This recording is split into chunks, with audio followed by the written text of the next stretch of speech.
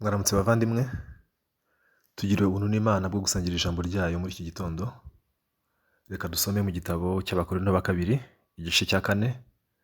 Turahera ku murongo wa mbere dusome tugeze ku murongo wa 11. Niba ufite Bibiliya dusomere hamwe, ubumbure mu Bakorinto ba kabiri, igice ni cya 4. Umurongo n'uwa mbere guhera ku murongo wa mbere kugeza ku murongo wa 11. Reka dusome. Nuko rero ubwo dufite uwo murimo wo kugabura iby'Imana kubw'imbabazi twagiriwe, ntiducogora, ahubwo twanga ibiteye isoni, bikorwa rwihishwa, tutagendera mu buriganya kandi tutagoreka ijambo ry'Imana, ahubwo tuvuga ukuri tweruye, bigatuma umuntu wese adushimisha umutima we imbere y'Imana. Ariko niba ubutumwa bwiza twahawe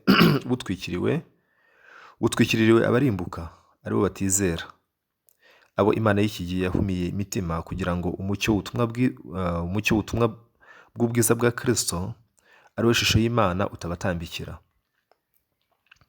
Kuko tutabwiriza abantu ibyacu, ahubwo tubabwiriza ibya Kristo Yesu ari we Mwami, natwe tukaba abagaragu banyu ku bwa Yesu. Imana yategetse umucyo kuva uturutse mu mwijima, niyo yaviriye mu mitima yacu kugira ngo imurikishe ubwenge bwo kumenya ubwiza bw'Imana buri mu maso ha Yesu Kristo. Ariko dufite ubwo butunzi mu nzabya z'ibumba, kugira ngo imbaraga z'isumba byose zibe iz'Imana zidaturutse kuri twe. Dufite amakuba impande zose, ariko ntidukuka imitima. Turashobewe, ariko ntitwihebye. Turarenganywa, ariko ntiduhanwa. Dukubitwa hasi, ariko ntidutsindwa rwose.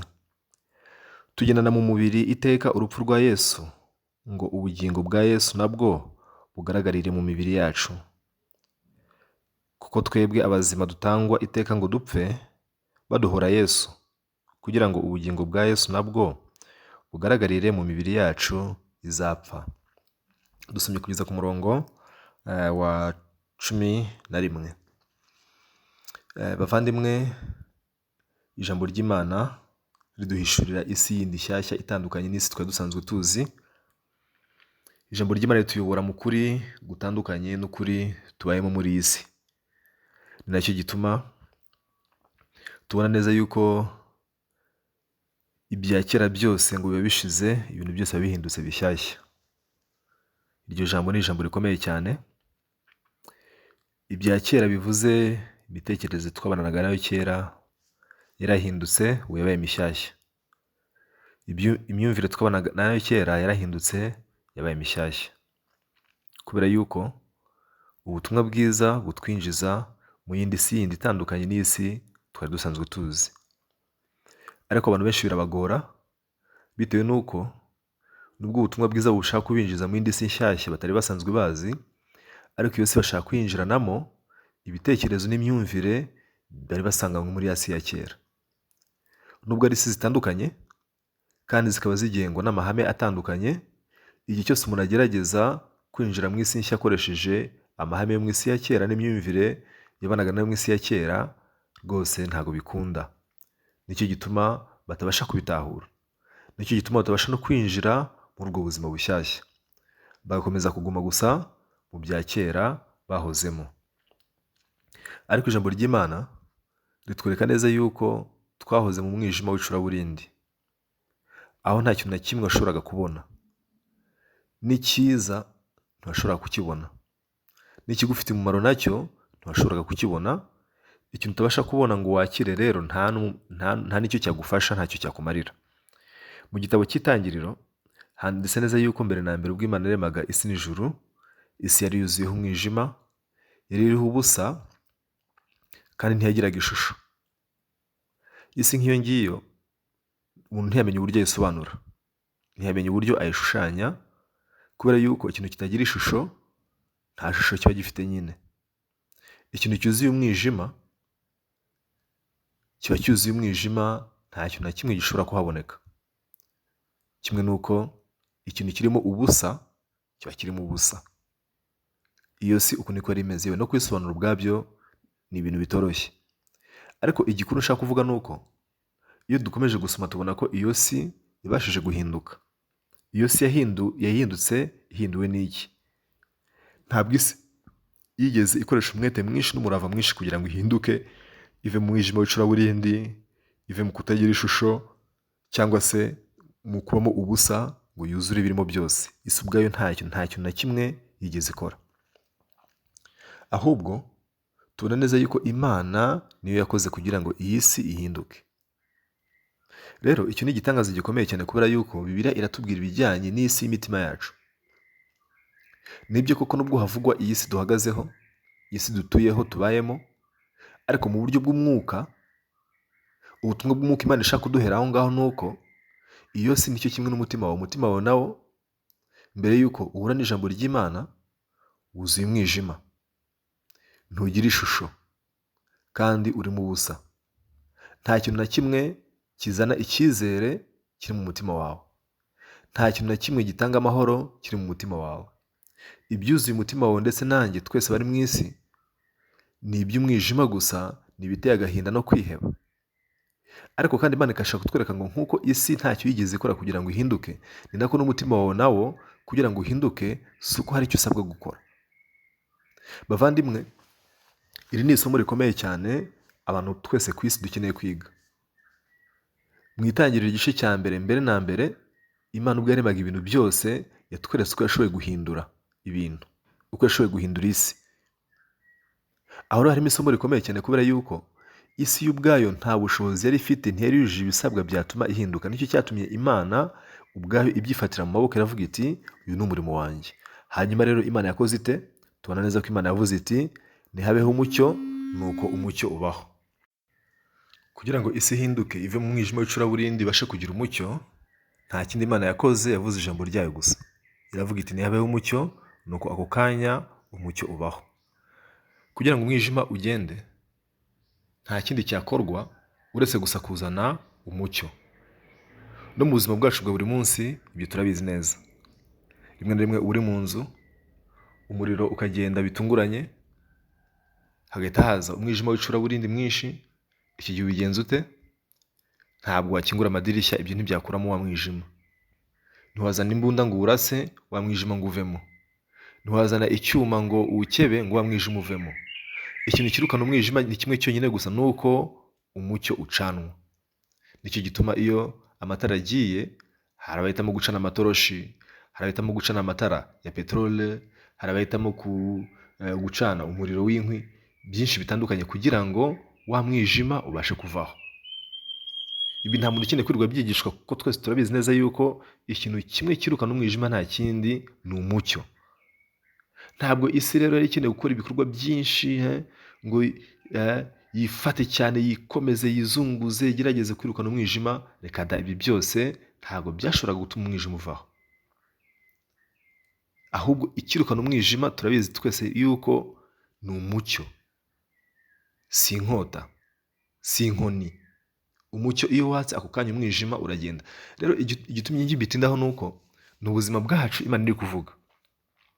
Ubuzima bwawe nawe buba mu mwijima igihe cyinshi. Uyu mwijima uhagarariye ibintu byinshi bitandukanye.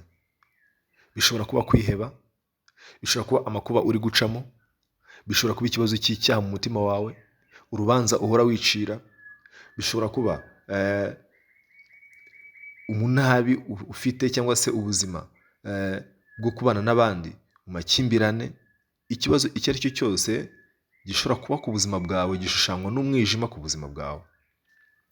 Ariko iyo uhuye n'ibyo bibazo, ni iki ukora kugira ngo utandukane nabyo? Hari bamwe bagerageza kubikemura mu buryo bwabo, mu bikorwa byabo, mu mirimo yabo, mu mayeri menshi cyane, bakoresha ubwenge bwinshi, ariko umenye yuko nta kintu na kimwe kirukana umwijima uretse umucyo. Bisobanura rero yuko Imana icyo yashatse kutwigisha ni uko nk'uko iyi si yugarijwe n'uruhuri rw'ibibazo, yuzuye umwijima, irimo ubusa, nta shusho igira, nta kindi kibasha kuyihindura uretse ijambo ry'Imana. Ijambo ry'Imana rivuzwe, tuhita tubona uburyo ibibazo byose isi yari ifite byahise bikemuka. Nicyo kimwe nuko nawe ubwawe buri kibazo cyose warimo gucamo, igihe ushoboye kwakira ijambo ry'Imana nk'umucyo mu mutima wawe, ijambo ry'Imana ribasha kwirukana wa mwijima wose. Iri ni ibanga rikomeye cyane. Kenshi dukunze kugaruka ku kibazo cy'agakiza k'ubugingo bwacu, ni ikibazo cy'ibyaha. Wamaze imyaka ingahe urwana n'icyaha mu buzima bwawe cyaranze gukemuka? Kandi si uko utakoreshaga inzira wigishwaga. Inzira wigishwaga niyo wakoreshaga, ariko ukanga ugakomeza ukisanga mu cyaha.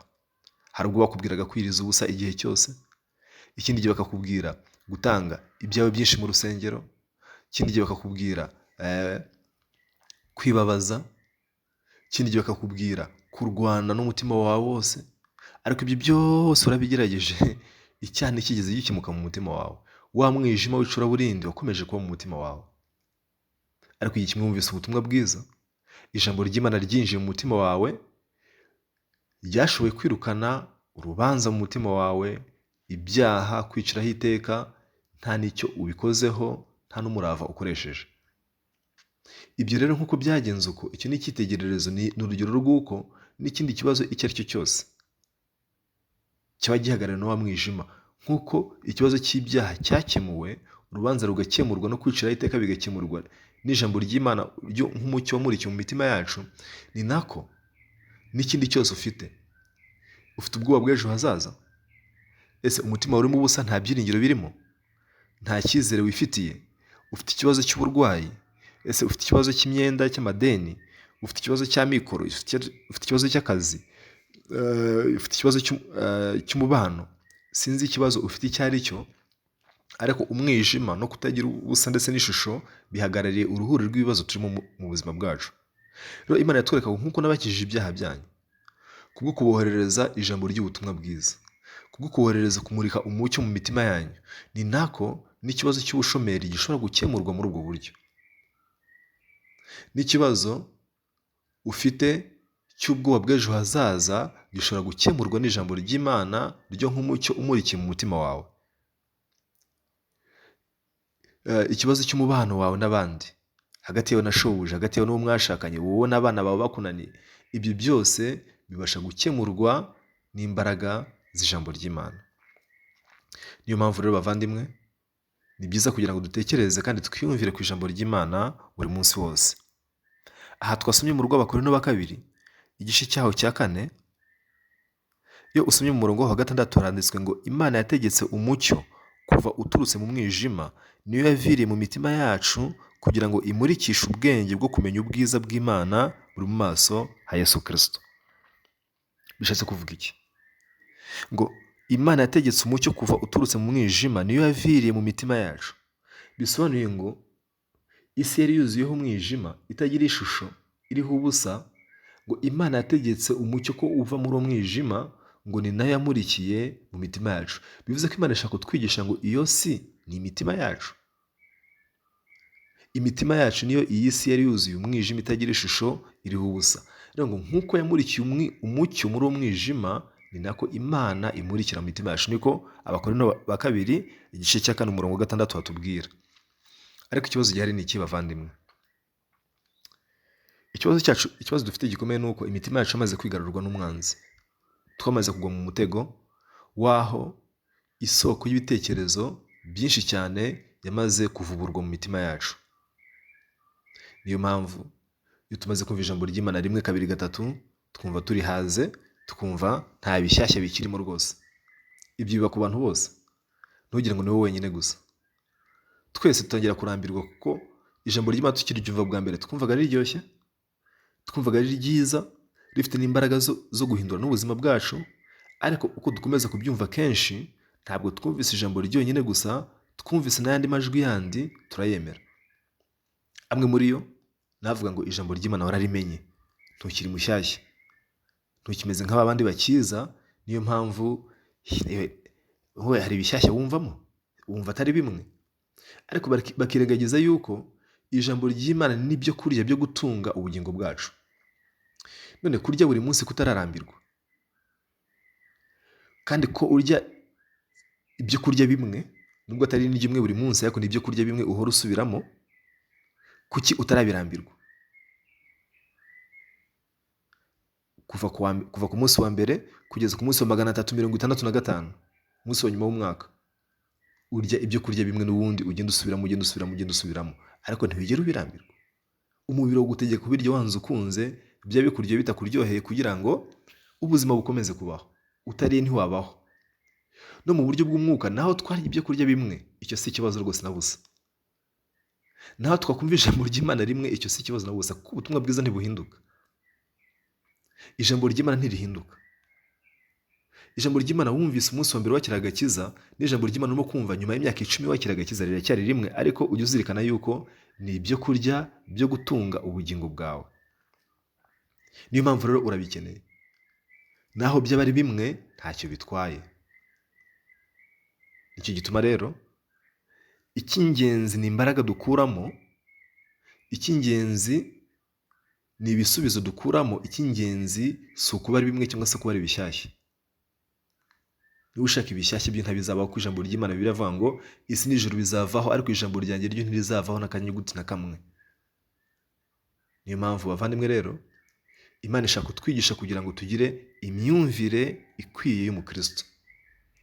Umukristo ni umuntu uhora agaburirwa ijambo ry'Imana igihe cyose, amurikirwa umucyo w'Imana mu mutima we, kuko ni wowe wonyine gusa ushobora kwirukana umwijima ndetse n'ibindi bibazo byose bihagarariwe n'umwijima mu buzima bwacu. Rero bavandimwe, ni ingenzi cyane ko tumenya iyi si y'umutima. Bibiliya iravuga ngo, aho twasomye Abakorinto ba kabiri igice cya 4 murongo wa 1, nuko rero ubwo dufite uwo murimo wo kugabura iby'Imana kubw'imbabazi twagiriwe, ntiducogora, ahubwo twanga ibiteye isoni bikorwa rwihishwa, tutagendera mu buriganya kandi tutagoreka ijambo ry'Imana, ahubwo tuvuga ukuri tweruye, bigatuma umuntu wese adushimisha umutima we imbere y'Imana. Ariko niba ubutumwa bwiza twahawe butwikiririwe abarimbuka, aribo batizera, abo Imana y'iki gihe yahumiye imitima kugira ngo umucyo w'ubutumwa bwiza bwa Kristo ari we shusho y'Imana utabatambikira. Ahanga nagira ngo tubonemo uyu muntu uhuma imitima y'abantu, akababuza ko umucyo w'ubutumwa bwiza ngo ubamurikira. Hano ijambo ry'Imana yabivuze mu buryo bweruye. Ariko niba ubutumwa bwiza twahawe butwikiririwe abarimbuka, aribo batizera, abo Imana y'iki gihe yahumiye imitima kugira ngo umucyo w'ubutumwa bwiza bwa Kristo ari we shusho y'Imana utabatambikira.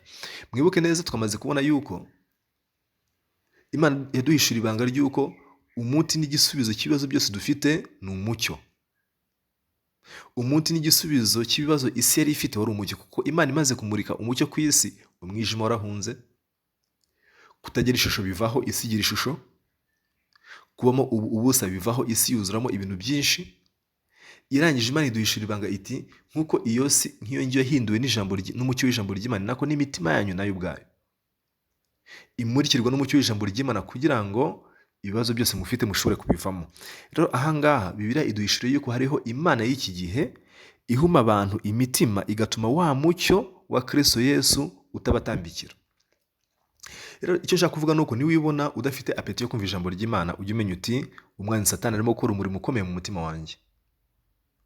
Niwibona udashishikajwe no guterana na bene data, no gusangira ijambo ry'Imana, no kumanyura umutsima, no guhanahana ubuhamya, ujye umenya uti namaze kugwa mu mutego w'umwanzi Satani, kubera ko ngo hariho Imana y'iki gihe inangira imitima yacu, ikaduhuma imitima ngo kugira ngo umucyo w'ubutumwa bwiza utadutambikira. Kandi Bibiliya ivuze yuko niba koko ubwo butumwa bwiza twahawe butwikiririwe abarimbuka, aribo batizera. Abarimbuka ni bande? Ntabwo ari abakora ibyaha byinshi. Abarimbuka si abica amategeko y'Imana.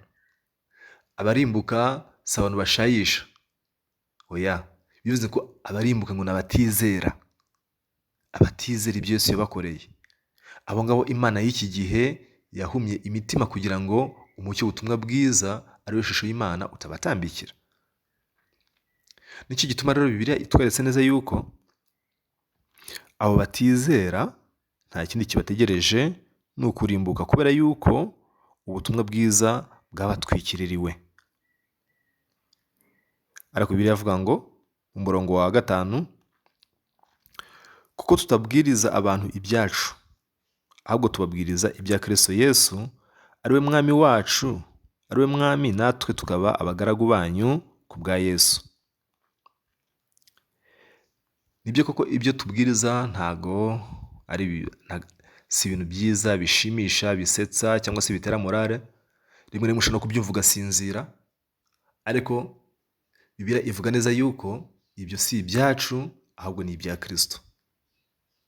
Tubabwiye ibyacu ntacyo byabafasha, ntacyo byabamarira.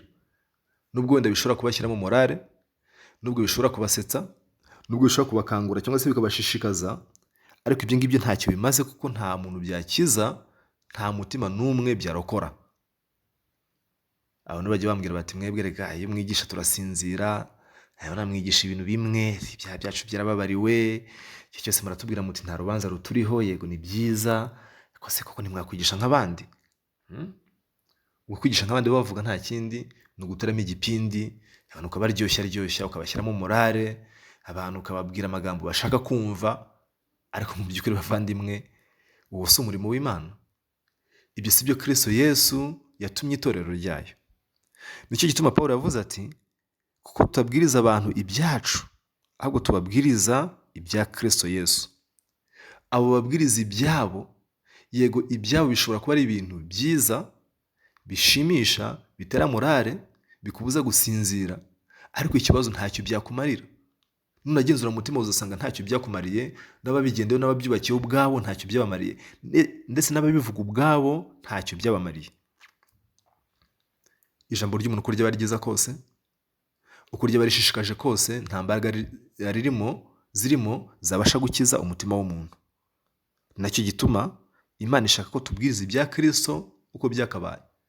Nubwo wabyumva umwaka umwe, imyaka 10, imyaka 20, 30, 40, 50, ni ibyo ngibyo dukomeza kuvuga ibya Kristo. Ko ibya Kristo nibyo bifite imbaraga zo gukiza umutima w'umuntu. Atari kumukiza ibyaha gusa, ahubwo no kumukiza n'imiruho yo muri iyi si. Kumuha imbaraga zo kubasha gutambuka mu magorwa yo muri iyi si.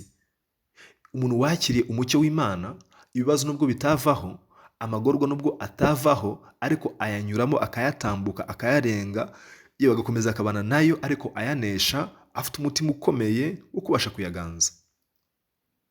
Ijambo ry'Imana niko rimeze, kuko n'ababayeho kubwo kwizera, abo tubona muri Bibiliya, si uko babayeho mu buzima bworoshye, ubuzima buryoshye, cyangwa se ubuzima butarimo ikibazo, oya.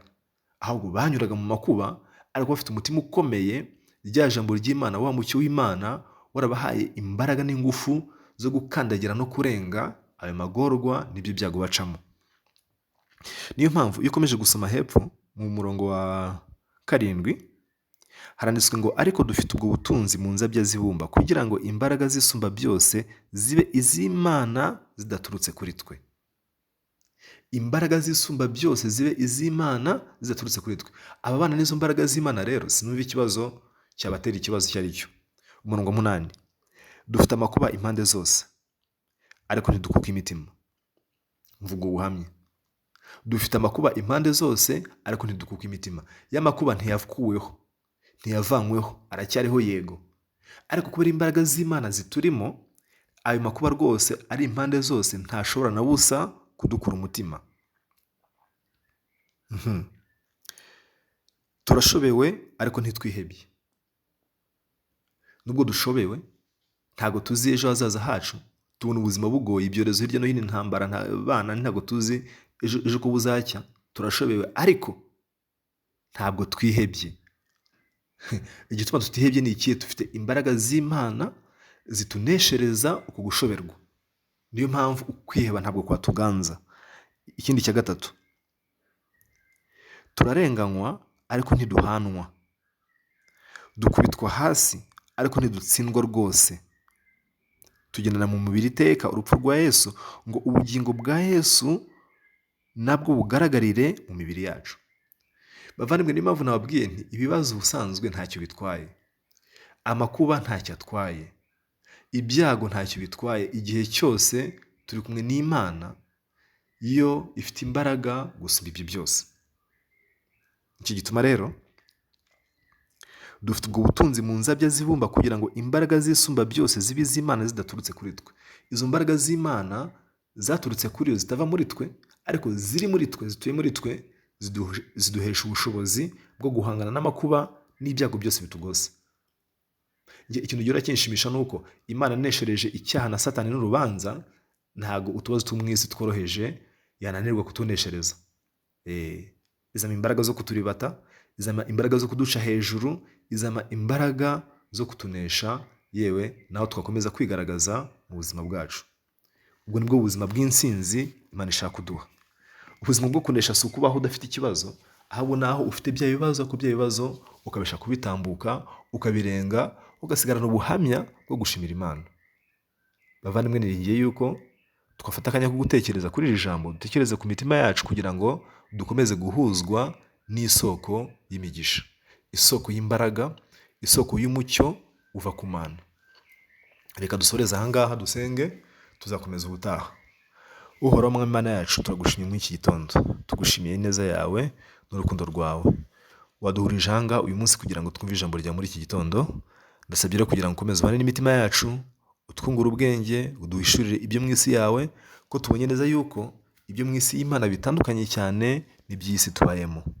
Nicyo gituma rero Mwami uzakomeza kuduhuza imitima kandi ugakomeza kutugaburira no kuduha imbaraga zawe.